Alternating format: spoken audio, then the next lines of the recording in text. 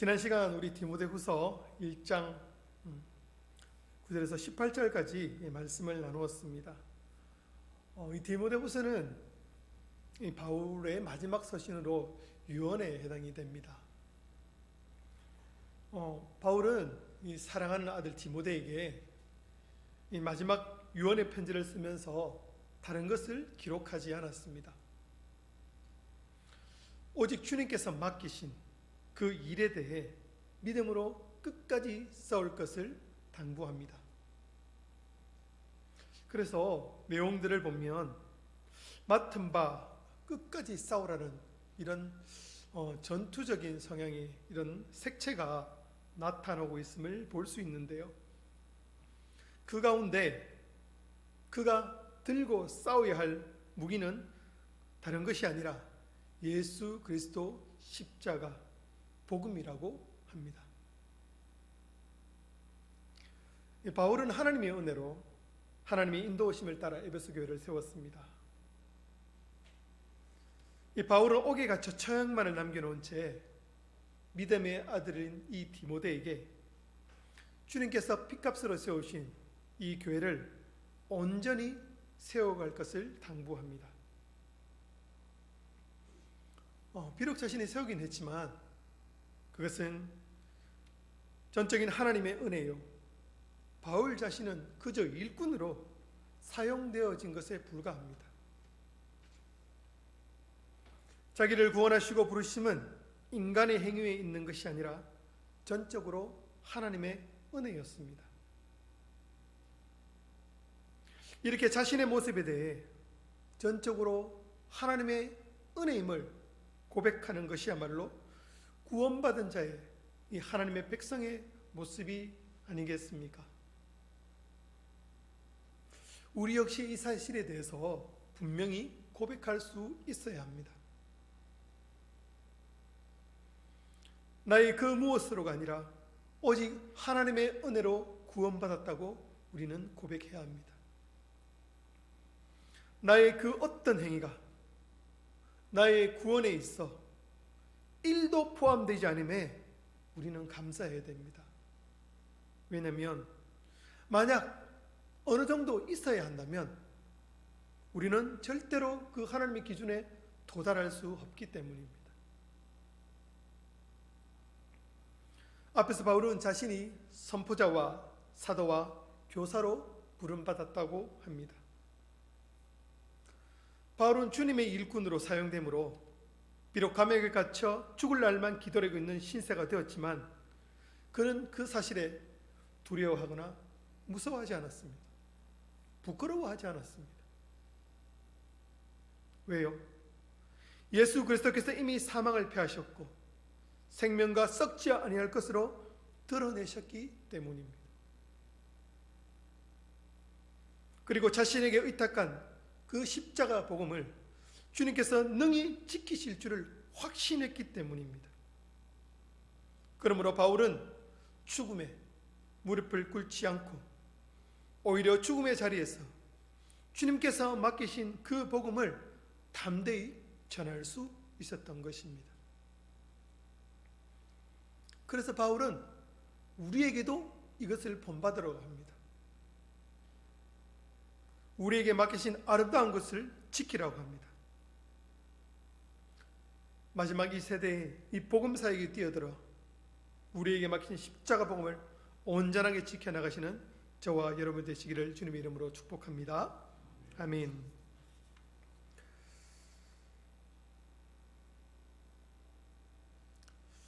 모든 일에 대해서 우리가 노력하지 않고서는 그저 얻어지는 것은 아무것도 없습니다. 취준생이라고 언론을 통해서 많이 들어보셨을 것입니다. 줄임말이죠. 취업을 준비하는 수험생을 일컫는 말입니다. 취준생. 공시생이라고 들어보십니다. 공시생. 이 역시 취준생의 큰 맥락 안에 포함되는 말인데요.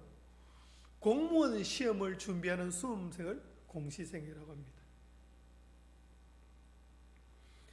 이런 말들이 그냥 생긴 것이 아니죠. 그저 대충 해서 직업을 넣고 내가 원하는 것을 쉽게 얻게 된다면 이런 말들이 나올 이유가 없습니다. 그만큼 어렵고 거기에 도전한 사람이 너무나 많기 때문에 이런 말들이 생겼을 것입니다. 오늘 디모데후서 2장에서는 바울은 이 믿음의 싸움을 끝까지 싸우기 위해 일꾼으로서 감당해야 할 것에 대해 권면을 넘어서 명령을 하고 있음을 볼 수 있습니다. 명령을 하기에 이것은 반드시 지켜야 한다는 것이죠. 이렇게 세상에서 우리가 무엇을 얻기 위해서 얼마나 고통과 많은 것을 포기해야 합니까? 그 어느 것 하나 그저 얻어지는 것이 없습니다. 하나님의 일꾼은 차원이 다릅니다. 하나님은 준비된 자를 쓰십니다. 오늘 은혜 가운데 강하라는 제목으로 말씀을 나누시면서 은혜 받으시는 저와 여러분이 되시기를 주님의 이름으로 축복합니다. 아멘. 오늘 말씀은 크게 두 대지를 통해서 말씀을 나누어 보도록 하겠습니다. 첫 번째, 디모데에게 두 가지를 부탁합니다.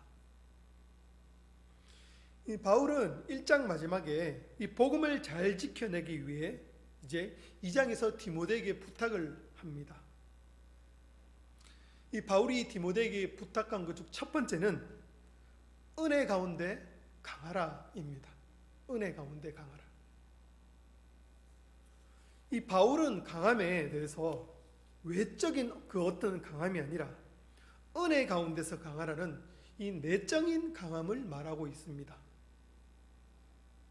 그 강함은 헬스장에서 몸을 키우고 무술이나 권투 이렇게 익힘으로 인한 강함이 아닙니다. 분명 예수 안에 있는 은혜 가운데서 강해져야 합니다. 여기 사용된 강하다는 품사를 보면 능동태가 아니라 수동태로 되어 있습니다. 수동태. 조금 이해를 돕자면 우리 성령님께서 운전하신 자동차 아시죠? 자동이 오토가 있고 수동이 있지 않습니까? 자동은 뒤에 놓고 엑셀을 밟으면 가죠. 브레이크 밟으면 서는 이렇게 되어 있습니다. 근데 수동은 어떻습니까? 일일이 출발부터 1단, 2단, 3단, 4단, 5단 늦으면 또 밑으로 저단을 내리고 이렇게 직접 넣어줘야 합니다. 그래야 차가 움직이는 것이죠. 그래서 이 강하다는 단어는 수동태에서 내가 만들어내는 것이 아니라 어디로부터 주어져야 하는 것입니다.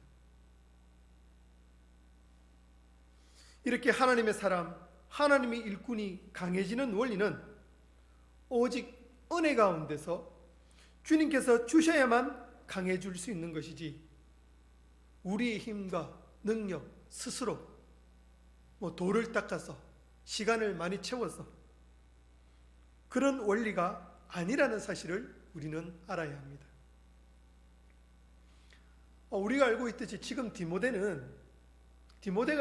처해 있는 이 상황은 평안한 그런 상황이 아닙니다. 녹록지 않습니다. 교회 안에 들어와 있는 이 거짓 교사들의 가르침으로 그것을 통해서 지금 정신적 스트레스와 이 육체적 질병이 함께 있는 가운데 힘겨운 상황에 지금 디모데는 처해 있습니다. 그런데 바울은 디모데에게 뭐라고 합니까? 좀 위로를 해주면 좋을 텐데 강하라, 강하라고 합니다. 바울이 말한 그 강함은 세상적으로 돋보이기 위함이 아니요 자기를 과시하고자 하는 강함도 아니요 오직 주님의 일을 함에 있어 주님의 은혜로 강하라고 합니다. 그런데 우리가 알아야 할 것이 있습니다. 우리는 이미 강한 자라는 사실입니다. 우리는 강합니다. 외적이 아니라 내적으로 강한 자입니다. 그런데 세상 사람들에게 성도는 어떻게 보입니까?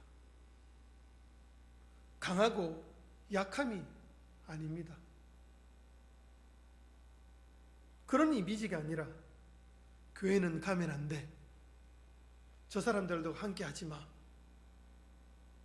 요즘도 작년이죠. 코로나 때문에 또 교회에서 적지 않은 이런 문제들이 많이 또 언론에 특히 교회가 많이 소개되므로 교회를 떠나고 적대시하는 이런 분위기가 더 많이 지금 커졌습니다.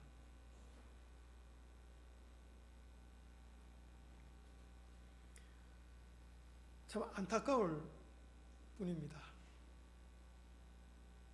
한편으로 교회 다닌다고 하면 또 어떻게 생각합니까? 교회 다니는 사람은 양보해야 돼. 착해야지. 사기치면 안 되지. 이기는 것이 아니라 져야지. 이익보다는 손해를 보는 그런 이미지, 그런 생각을 세상 사람들은 가지고 있습니다. 그래서 조금만 잘못하면 세상 사람들보다 더 손가락질합니다. 어떻게 이런 인식이 생기게 되었을까요?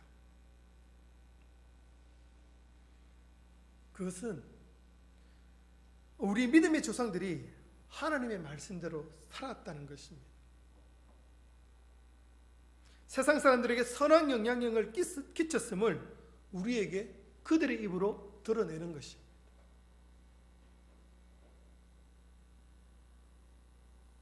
사랑하는 성도 여러분, 성도는 이미 강합니다. 우리는 강한 자입니다. 내가 어떻게 해서 강하게 된 것이 아니라 예수 그리스도와 한 몸이 됨으로 우리를 강하게 하셨습니다. 그러므로 우리가 예수 그리스도 안에 있다면 이미 강한 자라는 사실을 믿으시기 바랍니다. 그것은 하나님의 은혜로 된 것입니다. 물론 세상적인 것들로 인해 힘들거나 넘어지거나 약할 때도 있습니다. 하지만 우리는 강한 자라는 사실을 우리는 분명히 기억하고 믿어야 합니다.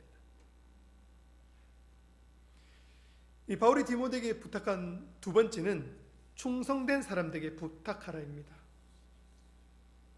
이 충성된 사람들이 부탁하라 앞에 무엇이 기록되어 있냐면 내게 들은 바, 즉 바울에게 들은 그것을 디모데는 충성된 사람들에게 전해야 합니다. 그 임무가 있습니다. 이에 대해 지난 시간에 나누었듯이 바울은 선포자와 사도와 교사로 세움을 받았습니다. 바울은 자신의 사명을 다하고 있음을 물론 지금도 편지를 통해 디모데에게 전합니다. 디모데는 바울의 믿음의 아들이자 바울의 제자로서 바울에게 들은 것, 복음을 전해야 할 사명이 있습니다. 이에 그가 전해야 할 사명에 대해 바울은 어떤 조건을 하나 달고 있습니다. 그것은 충성된 사람이어야 한다는 것입니다. 충성된 사람. 왜 충성된 사람이어야 하는지에 대해서는 2절 마지막에 기록이 되어 있는데요. 무엇 때문입니까? 그렇게 해야 그들이 또 다른 사람을 가르칠 수 있기 때문입니다. 그러므로 디모데가 바울에게 들은 복음을 잘 전하기 위해서는 충성된 사람, 잘 전하며 잘 가르치는 사람이어야 합니다. 그가 배운 복음에 대해 어떤 것을 더해서도 뺏어도 안 됩니다.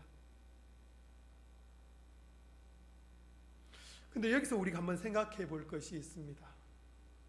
어떤 자가 충성된 자인가라는 것입니다. 어떤 자가 충성된 자입니까? 충성된 자는 자신에게 맡겨진 임무, 복음을 더하거나 가감하지 않고 배운 것을 그대로 전하는 자가 충성된 자입니다. 이 충성되다의 사전적인 의미는 믿을 만하다, 진실하다는 뜻을 가지고 있습니다. 이것을 조금 적용을 해보자면 맡은 사명에 충실하고자 이 발버둥 치는 사람이 충성된 자가 아니겠습니까?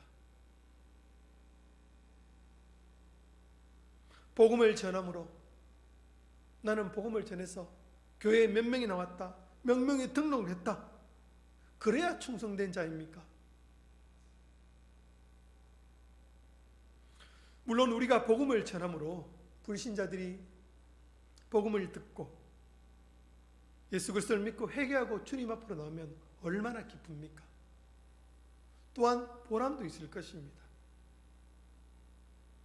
그런데 우리가 생각해야 할 것은 몇 명 전도했다, 몇 명이 교회에 나왔다, 이것에 포인트가 있는 것이 아니라 자신에게 맡겨진 임무에 대해 성실하게 감당하는 데 포인트가 있습니다.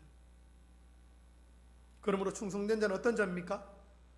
자신에게 주어진 사명에 대해 성실하게 임하는 자임을 우리는 기억해야 합니다. 우리는 뿌리면 됩니다. 자르게 하시는 분은 하나님이시죠. 그런데 만약 충성된 사람이 아니라 그렇지 못한 사람들에게 전하면 어떻게 될까요?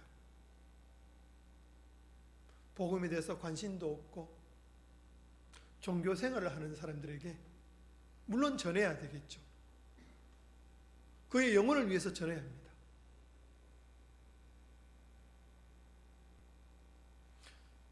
그렇게 된다면 지금 바울이 처한 상황과 무관하지 않을 것입니다.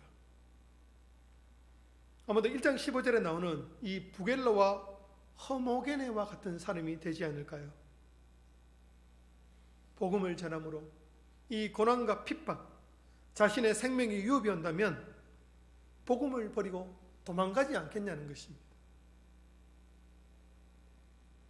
이러보건대 충성된 자들에게도 요구되는 것이 있다면 먼저는 자신이 복음에 대해서 계속해서 배워야 하는 것은 물론 또한 잘 전하고 잘 가르칠 수 있는 사람을 택해야 합니다.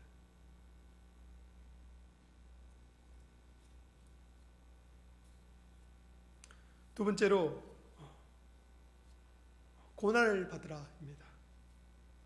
이 두 번째 단락에서 바울은 믿음의 아들인 디모데가 이 충성된 자이길 바라면서 너가 정말로 이 주님을 따르는 자라면 고난과 어려움, 역경 이런 것이 있다는 것을 알고 기꺼이 참여하고 이겨내야 함을, 즉 복음을 전하는 자, 이 복음 전도자는 어떤 자세로 임해야 하는지 이 세 가지 은유, 병사와 경계하는 자와 수고하는 농부의 예를 들어서 우리에게 보여주고 있습니다.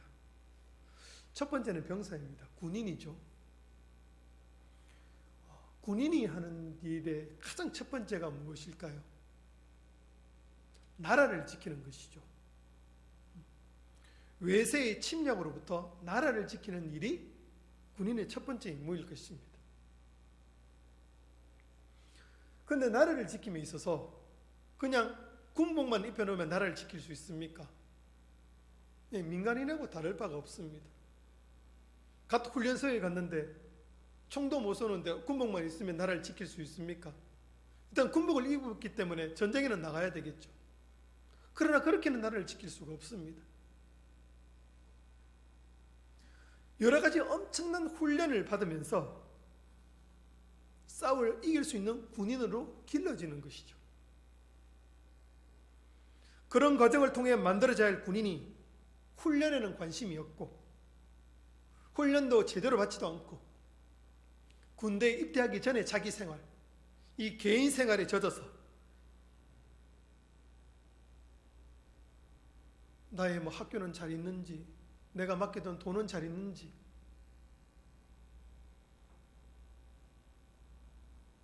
이렇게 그들이 군복무를 마치는 그날까지 훈련을 받으며 군인으로 길러지는데 그렇게 최선을 다하지 않고 다른 것에 신경을 쓰면 어떻게 되겠습니까?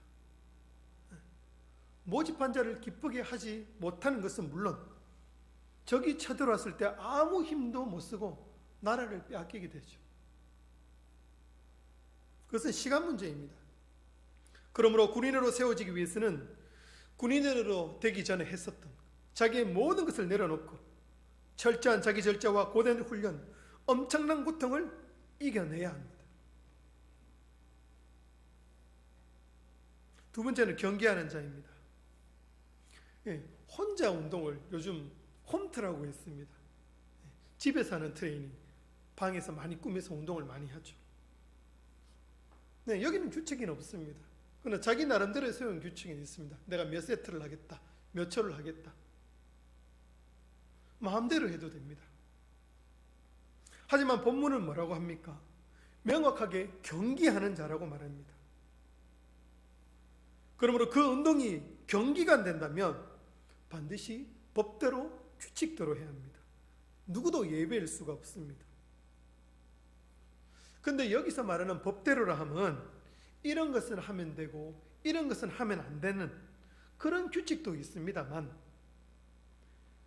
경기가 끝날 때까지 완주를 해야 멸류관을 얻을 수 있다는 법, 이 규칙도 함께 이야기를 하고 있습니다. 물론 법대로 규칙대로 한다고 모든 사람이 멸류관을 받는 것은 아닙니다. 우승 트로피를 가지고 가는 것은 아니죠.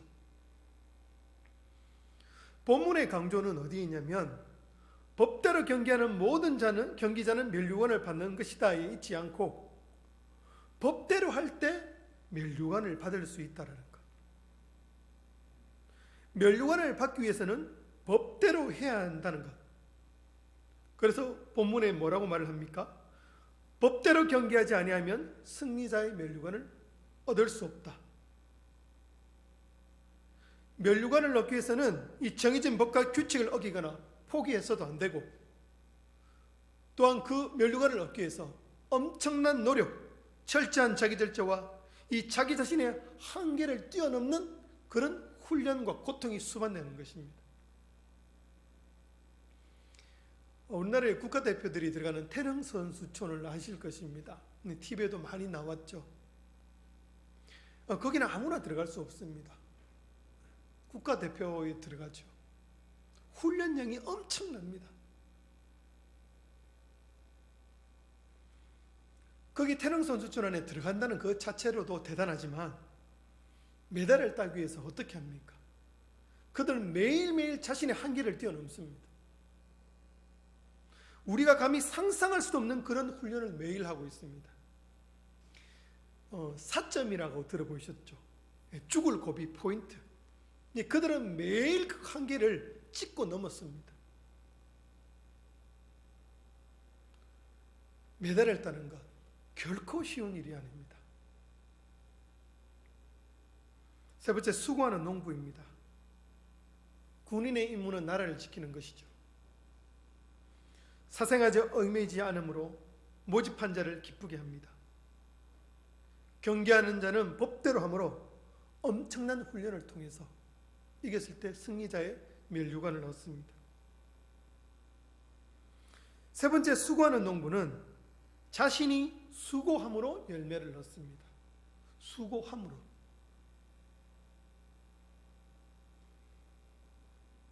열매가 그냥 얻어집니까?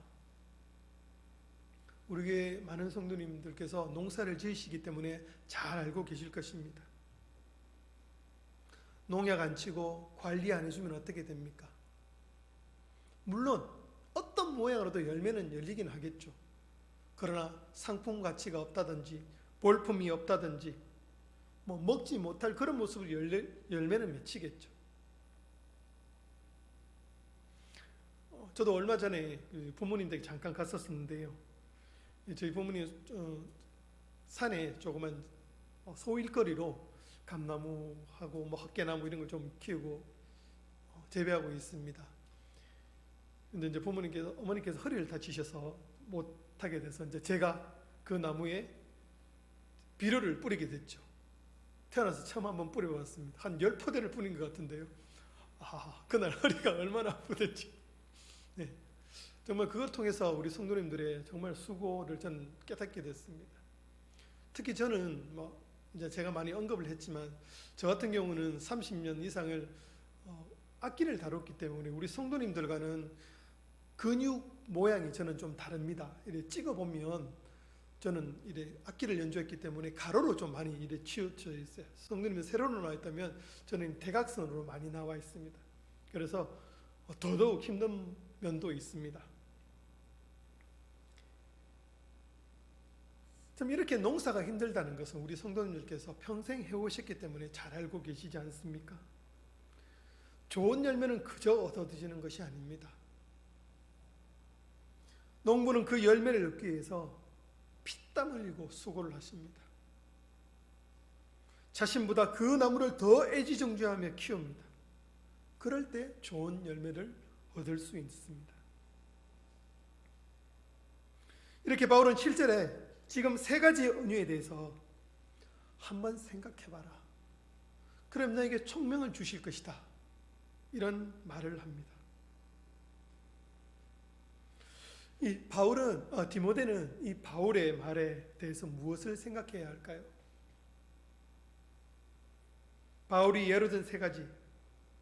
병사는 자기 생활에 얽매이지 않으므로 모집한 자를 기쁘게 하는 것. 경계하는 자는 법대로 할 때 멸류관을 얻는 것. 수고하는 자는 땀을 흘림으로 곡식을 얻는다는 그것의 의미가 무엇인지 깨닫게 해주실 거라는 것입니다. 이것은 그리스도의 좋은 병사, 즉 주님을 따르는 것에는 엄청난 희생과 절제와 인내, 여러 가지 고난이 반드시 있다.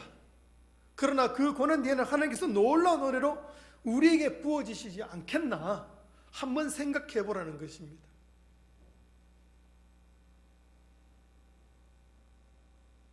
사랑하는 성도 여러분, 오늘 이 말씀이 우리에게 어떤 교훈을 주고 있습니까? 성도는 예수 그리스도로 강한 자입니다. 바울은 우리 역시 강해질 것을 권면합니다. 아니 명령합니다. 그렇다면 강해져야 합니다. 성령 인물 가운데 예를 들어보자면 모세, 여호수아, 다윗을 한번 보십시오. 이들이 강한 자처럼 보입니다. 그러나 약한 자입니다. 그러나 하나님을 의지할 때 하나님께서 강하게 하셨습니다. 바울을 보십시오. 주님을 만나기 전에 그는 힘 있는 자였습니다. 아무 조건 하나 부러울 것이 없는 그런 자였습니다. 태생부터 달랐습니다. 그런데 지금 바울의 모습을 한번 보십시오. 죽을 날만 기다리고 있지 않습니까? 종교개혁에 불을 지핀 마틴 루터, 존 칼빈도 마찬가지였습니다. 파면당하고 도망다니고. 칼빈은 죽어서도 무덤조차 어디인지 우상화될까 봐 모르는데 묻으라고 했습니다. 이들이 진짜 강한 자입니다.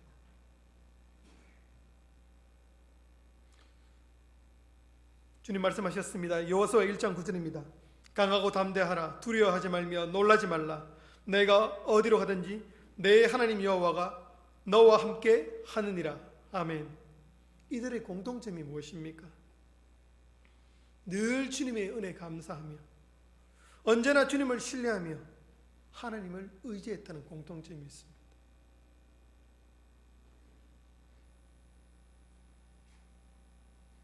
주님을 의지하십시오. 모든 상황 가운데서 주님을 의지하십시오.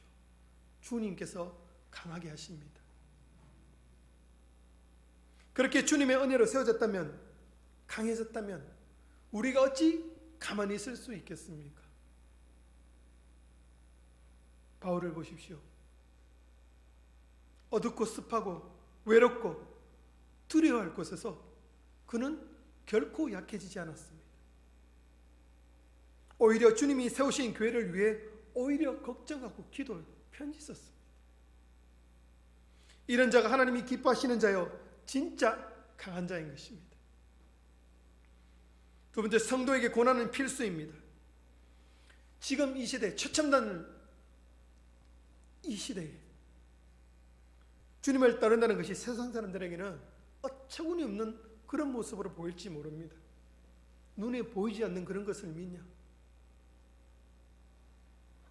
최첨단의 시대가 더 그렇게 보일 것입니다. 이제는 사람이 운전 안 해도 됩니다. 자율주행 합니다. 휴대폰으로 차를 주차도 다 합니다. 차를 빼고 넣고 휴대폰으로 손가락을 올리고 내려가면 차가 들어가고 다 합니다. 목적지를 찍으면 차가 알아서 갑니다. 그런 시대에 있습니다. 우리 성도님들이 어렸을 적에 생각이나 할 수 있었던 그런 것이 전혀 아니죠. 세상이 어떻게 이렇게 변할 수가 있었습니까? 그렇다면 우리에게는 더 요구되는 것과 또한 더 많은 것을 포기해야 할지도 모릅니다. 바로 오늘 세 가지 병사, 경계하는 자, 수고하는 농부를 예로 들어 전했습니다. 주님을 따르기 위해서는 엄청난 수고와 헌신이 있다는 것, 주님의 좋은 병사가 됨에 있어서 고난이 반드시 있다는 것, 그것은 쉬운 것이 아니라고 이야기합니다. 그런데 만약 이 고난, 이 수고를 거부한다면 주님께서 우리에게 보이시는 풍성한 은혜를 누리지 못하면 물론 강한 자도 되지 못합니다. 우리가 무엇을 얻기 위해서 수고가 없이는 그 어떤 것을 얻을 수 없다는 것을 우리는 잘 압니다. 주님을 따를 때 고난은 당연한 것이며 반드시 있습니다. 그 고난은 우리의 한계를 뛰어넘는 고난일 수도 있습니다. 우리가 상상하지 못하는 고난일 수도 있습니다.